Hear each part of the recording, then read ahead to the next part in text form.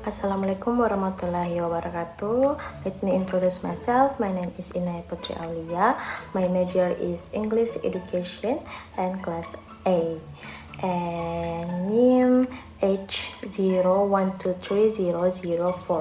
Here I will complete the final assessment given by the lecturer Mr. Iksan. Explain about linguistics in general. General linguistics is the study of language in general, without focusing on a specific language or aspect of language. It's a theoretical. I felt that examines the structure of language, how they're used and how they change over time.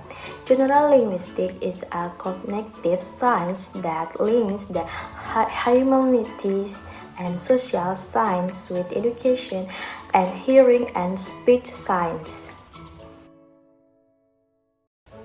And the next, linguistics is the scientific study of language, and its branches help to understand various aspects of language in depth.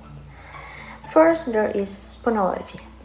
Phonology is a branch of linguistics that focuses on the sounds in a language, including how these sounds are organized and function to distinguish meaning. It studies the patterns of sound in a language, such as the way certain phonemes are used to create distinction between words. Secondly, there is morphology, which focuses on word structure and how words are formed.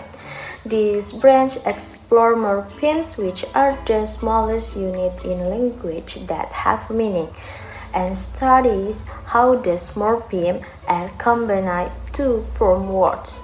For example, change the form of a verb like eat to eating or eaten involves the study of morphology.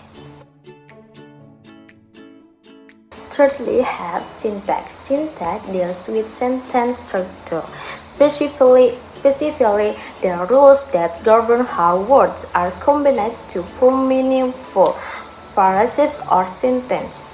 And syntax help explain why certain word arrangements are acceptable in a language, while other are not, such as the difference between he is reading a book and reading he is a book.